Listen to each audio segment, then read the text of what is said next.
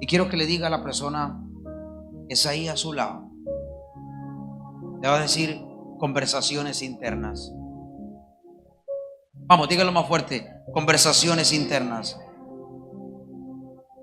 En el primer libro de Reyes y capítulo 19, el versículo 8, no se ponga en pie, quédese allí, yo solo voy a leer desde aquí. Voy a leer desde el 7 para ser más específico. Dice la escritura: y volviendo el ángel de Jehová la segunda vez, lo tocó diciendo: levántate y come, porque largo camino te resta.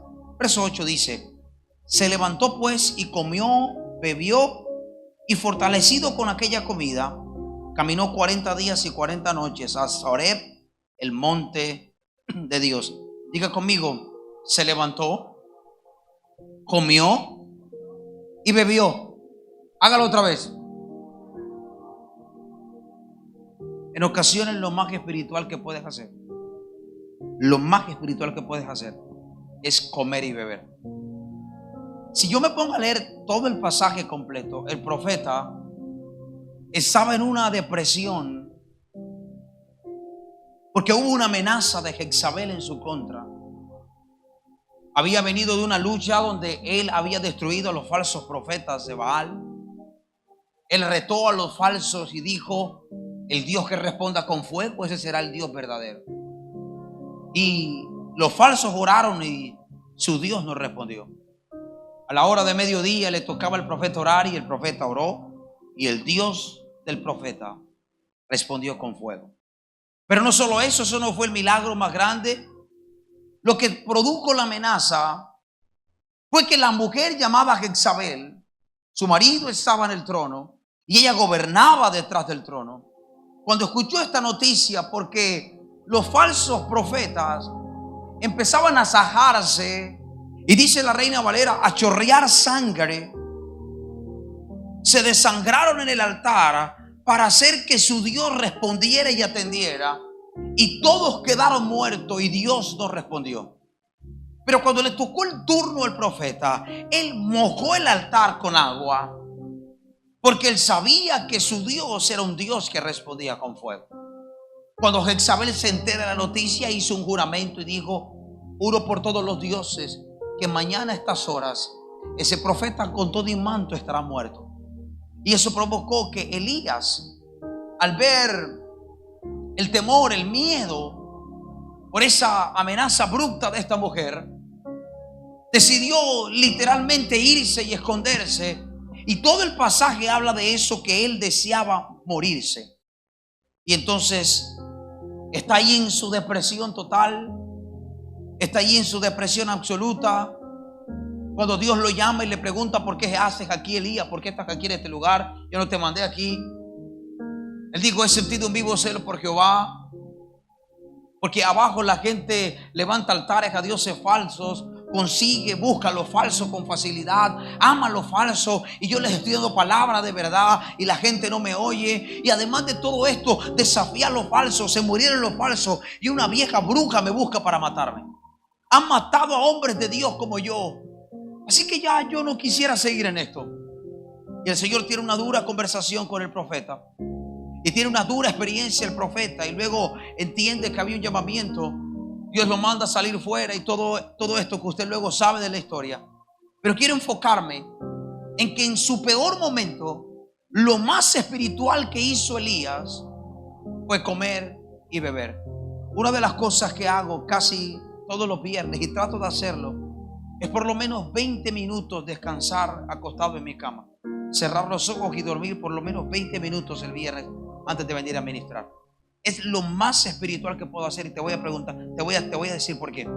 Porque nunca, saturado de cansancio, yo voy a poder ser un instrumento para bendecir una generación. Y el problema es que nuestro servicio lo estamos haciendo agotado, como arrastrando los pies.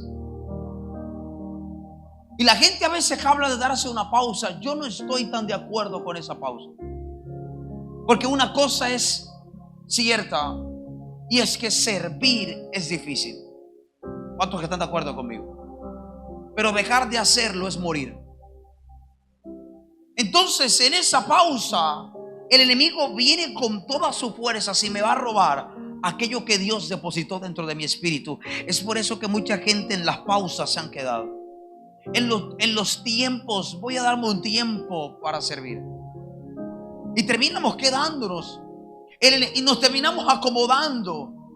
Me llama la atención que si usted lee el capítulo 19, el título es Elías huye a Oreb.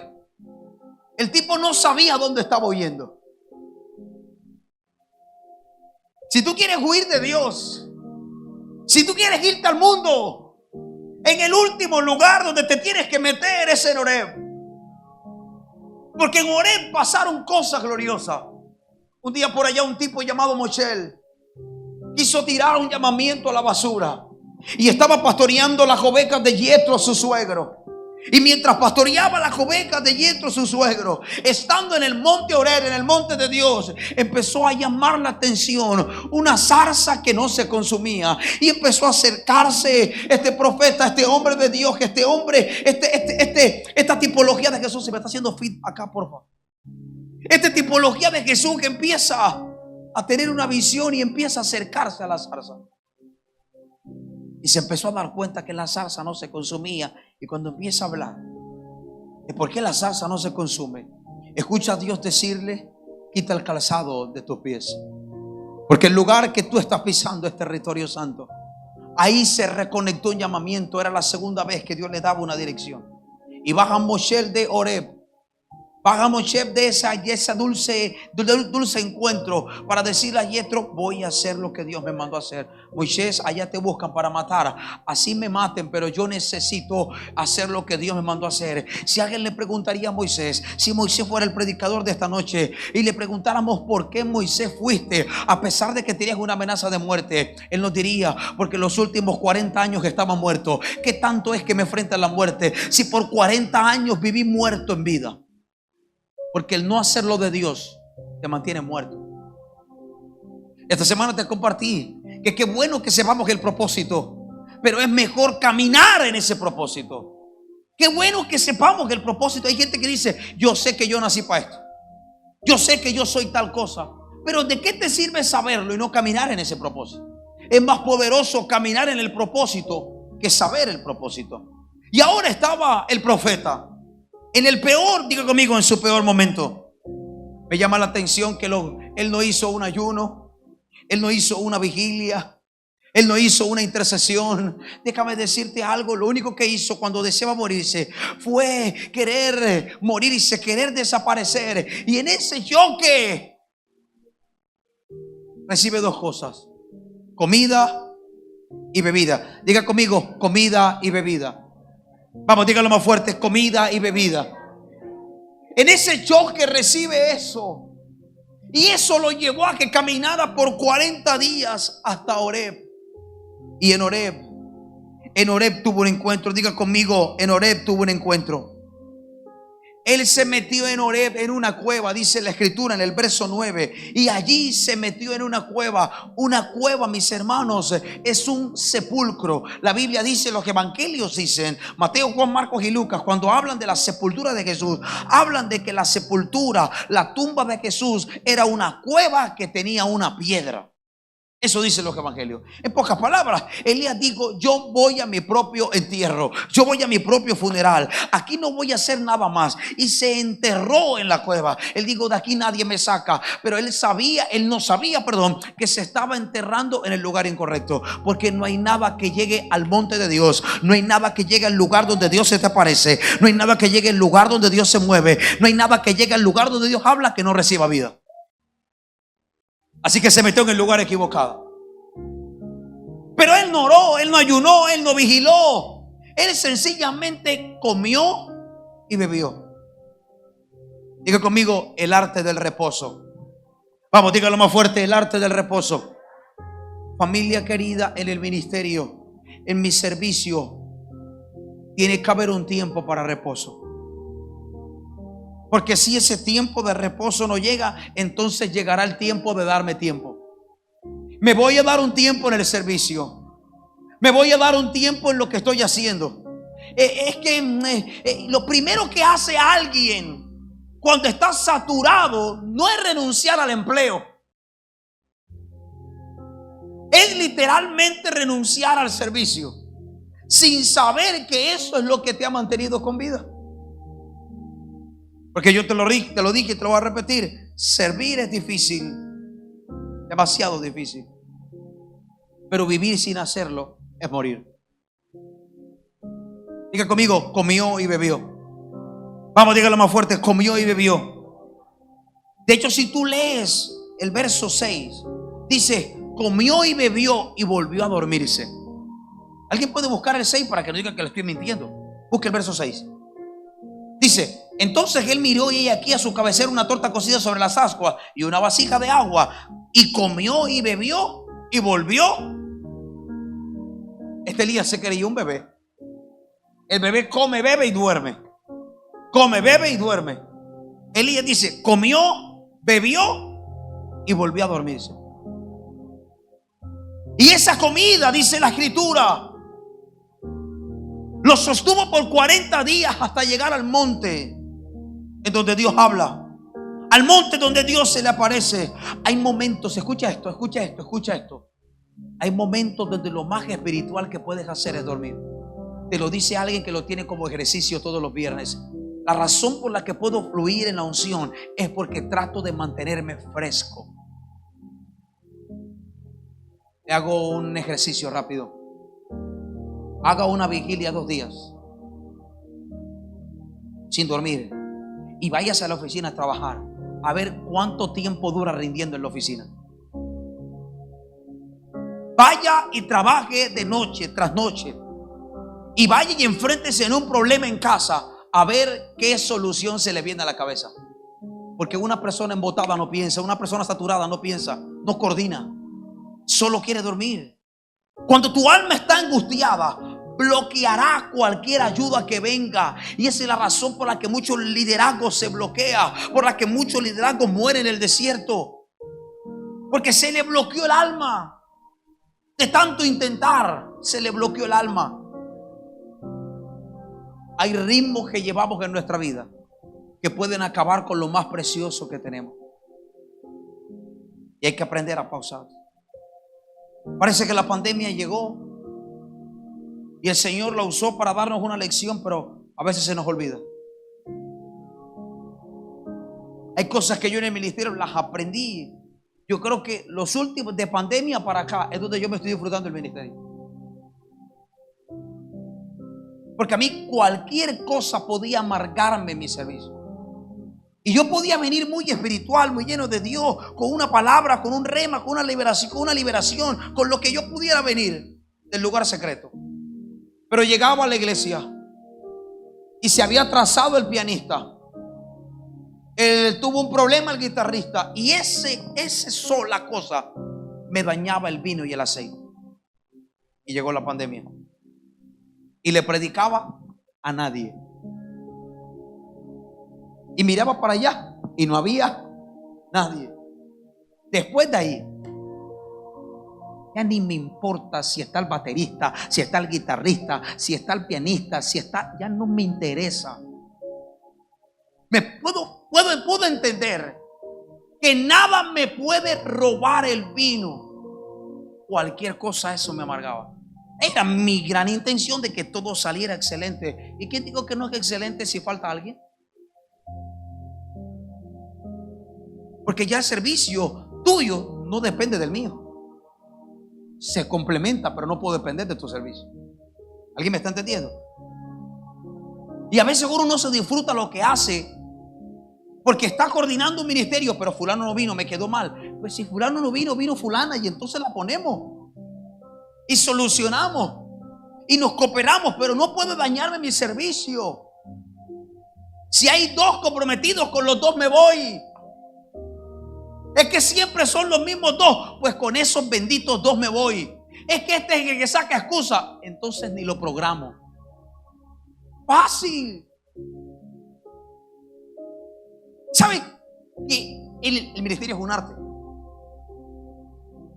Y para vivir mucho haciendo ministerio, uno tiene que cogerla suave. Uno tiene que tener pausas. Bendito Dios que llegaron los hijos, que pude entenderlo. Porque los hijos me obligan a tener vacaciones. Yo de soltero y recién casado, yo no paraba una máquina. Ahora, paro. ¿Van a hacer trabajo en la iglesia? Nos vamos, no amanecemos. No voy a dormir a casa con mis hijos. Es que un día Aaron iba a hacer un trabajo en mi oficina y me dijo, pastor, voy después de 10 de la noche. Le dije, no me esperes, me mandas una foto cuando termine el trabajo. Y si estoy despierto la reviso y si no, cuando me despierte. Y así fue. Porque yo tenía la mala costumbre de sencillamente venir. Mi pasión es y yo un día me enfermé por tal cosa. Y le pregunté a Dios, Señor, pero yo estoy sirviéndote. Y el Señor me dijo, estás haciendo cosas que yo nunca te pedí. Yo me trasnoché 2 días en la iglesia de largo, sin dormir una sola hora, porque estaban colocando el piso del altar y yo quería ver cómo quedaba. Yo no sabía cómo se colocaba el piso, pero yo estaba viendo y ahora me di cuenta que maduré, que yo no estaba sirviéndole a Dios. Yo estaba viendo cómo alguien colocaba el piso y yo le llamé servicio. Hay muchas cosas que estamos haciendo que nunca el Señor nos las pidió. ¿Alguien me está entendiendo? Y así vivía la vida. Y pensaba que era para la gloria de Dios. Hasta que el Señor se te revela. Cuídate de los ritmos de vida que llevas, porque algún día te van a pasar factura. ¿Alguien me está entendiendo? Una primera debilidad que encuentro en el liderazgo, diga conmigo, la comparación. Familia linda, no se compare. Es que este llegó hace poquito y está haciendo cosas, y yo que llegué hace 10 años y no se compare. Y te voy a sanar el alma con esto. Desde que nacemos, la gente empieza a compararnos. No he escuchado gente que dice, pero es que mi hijo tiene ya 1 añito. Y mi hijo dice, papá, el tuyo tiene 1 año. Y no dice papá. ¿Y a ti quién te dijo que al año tienes que decir papá?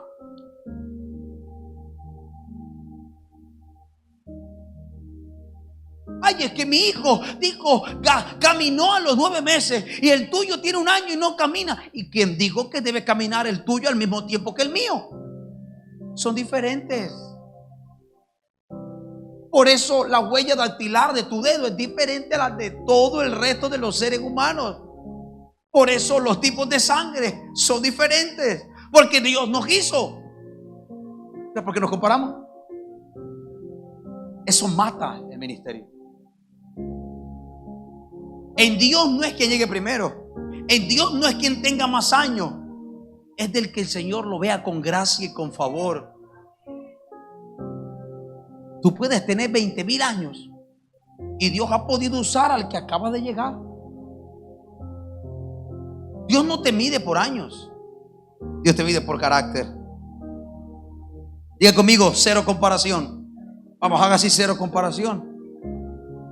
Es por eso que uno tiene más barriga que otro. Es por eso que uno queda calvo y el otro nunca queda calvo, porque somos diferentes. Es por eso que uno tiene nalga y el otro nació plano. Porque somos, digo conmigo, somos diferentes. Y somos diferentes en lo natural, en lo espiritual también somos diferentes. No todos podemos hacer todo. Hay cosas que tú quisieras hacer. Mi esposa sueña con cantar, pero ella nunca va a poder cantar. Pregúnteme por qué. Porque canta horrible. Es sencillo. Es sencillo. Porque es que cada quien Dios le dio dones diferentes. La manera, diga conmigo, conversaciones internas. Y quiero cerrar con esto porque ya me quedan unos segunditos aquí para entrar a la materia técnica. En la Biblia está la historia de una mujer que tenía un flujo de sangre. ¿Se recuerda? ¿Cuántos años tenía la vieja? ¿De estar enferma? No de edad. 12 años. 12 años de tener ese flujo de sangre. Y había intentado todo tratamiento, ¿verdad? Pero me llama la atención esto. Diga conmigo, conversaciones internas. Y aquí quiero cerrar con este mensaje y este es el clic de lo que quiero ministrarte hoy. La mujer estaba padeciendo de flujo de sangre. A lo mejor la gente la veía por el ropaje que usaba. A lo mejor su ropa estaba manchada de sangre. Recuerda que en ese tiempo no se había fabricado la toalla higiénica, así que eran trapos de tela, a veces de lino, que se usaba para contener la sangre. 12 años con esta enfermedad. Se había gastado mucho dinero en tela, mucho dinero en médicos, y nada había podido sanarla. Y de repente empieza a escuchar aquella algarabía de un hombre que va pasando por ahí. Y ella tuvo una conversación interna. Diga conmigo, una conversación interna. Este 2025, yo quiero hacer una pregunta. ¿Alguno ha tenido una conversación interna? ¿Alguien aquí habla solo? Debería ir al psiquiatra. Deberíamos ir, Lucas, al psiquiatra, porque andan diciendo que tú y yo estamos locos. Todos tenemos conversación interna. Todos tenemos cosas que hablamos con nosotros mismos. La mujer ve que alguien va pasando por allí y tuvo una conversación interna y dijo para ella misma: si yo tocara el borde de ese mantito de ese hombre que va caminando, yo seré sana. Nadie se lo dijo. No tuvo que venir un profeta a decirle: así te dice el Señor, el día tal, a la hora tal, va a pasar el nazareno por aquí, tócale. No, ella tuvo una conversación. Y esa conversación interna produjo milagros. Cuídate de las conversaciones internas que tienes, porque esas conversaciones internas que tienes, sean buenas o sean malas, van a producir algo. Y ese milagro está allí. Jesús no iba a sanar a ninguna vieja de flujo de sangre. ¿A dónde iba? ¿A la casa de quién? De un tipo que se llamaba Jairo. Y estaba hablando con Jairo. Y cuando está hablando con Jairo, le interrumpe: pero ya deja al maestro, tu hija murió. Y Jesús consuela a Jairo: tranquilo, que no está muerta, solo duerme. Y de repente: vamos, Jairito, vamos rápido. Jesús no tenía la intención de sanar a ninguna vieja de flujo de sangre, pero ella tuvo una conversación y dijo: yo sé que este tiene otro destino, yo sé que ese milagro va para otro lugar, pero yo voy a provocar el mío. Una conversación interna en ella provocó un milagro que se convirtió en una escritura bíblica. Esa mujer de flujo de sangre no existiera si esa conversación interna no hubiese existido. Ahora esta mujer toca y Jesús se detiene y le dice a los discípulos: ¿qué me tocó? Maestro, toda la gente quiere besarte, toda la gente quiere apretarte, la gente te ama, la gente sabe que tú eres el dador de la vida, la gente quiere estrecharte la mano, todo el mundo te ha tocado. El original dice: esta gente me ha tocado por curiosidad, pero hay una mujer que me tocó con fe.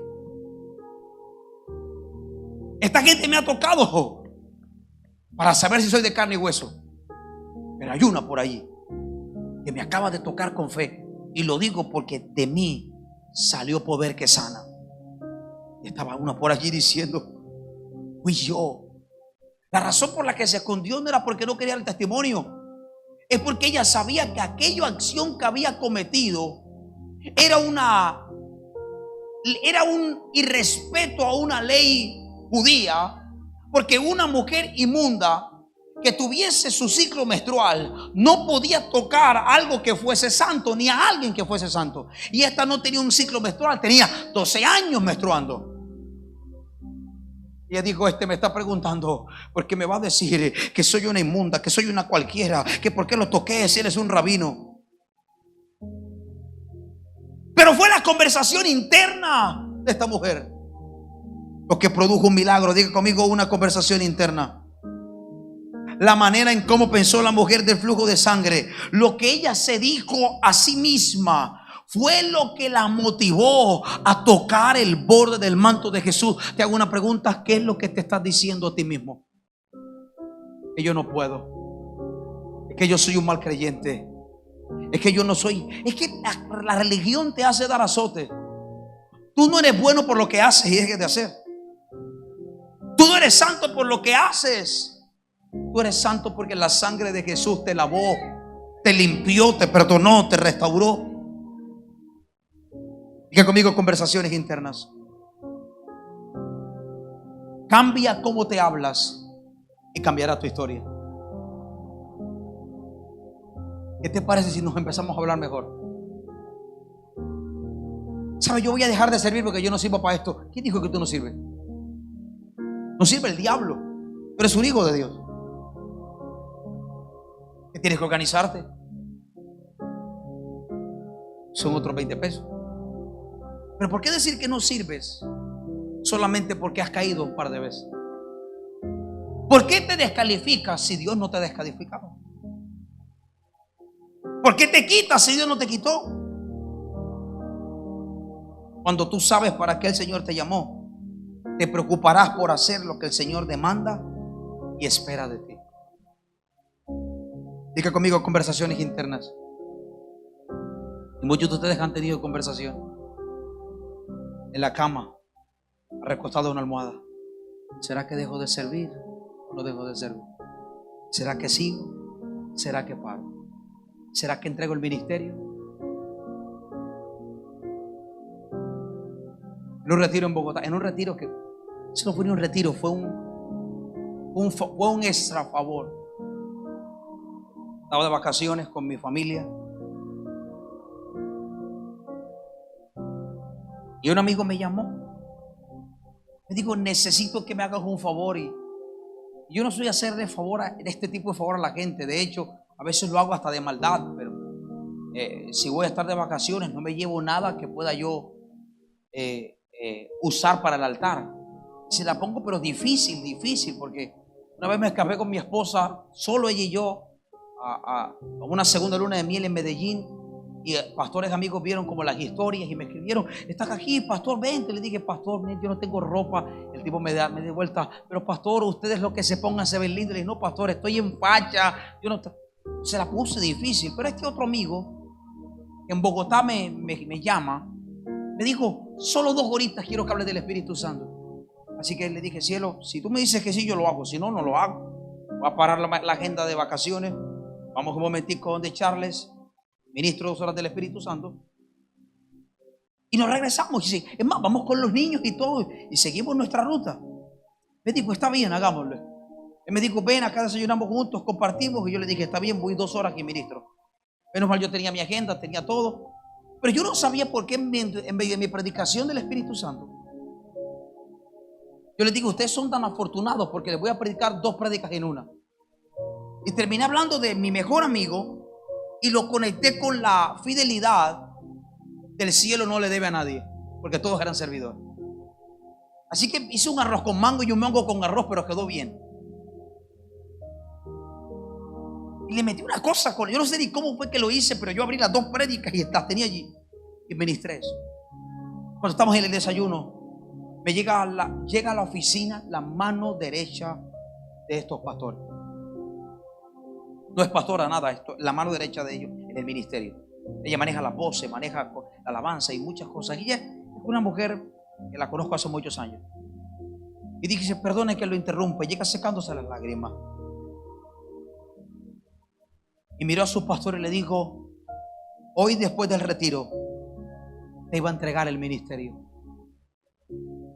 Pero la palabra que dio el pastor Jonathan acaba de salvar mi vida para siempre. Hoy entendí que el cielo no le debe a nadie y voy a seguir sirviendo. Y a veces uno no sabe que una pequeña palabra puede salvar el destino de toda una generación, porque ella tiene su esposo y sus hijitos para siempre. Por eso nuestro servicio tiene que ser tan guiado al Espíritu, para que podamos ser de bendición a una generación que necesita escuchar la voz de Dios a través de nosotros.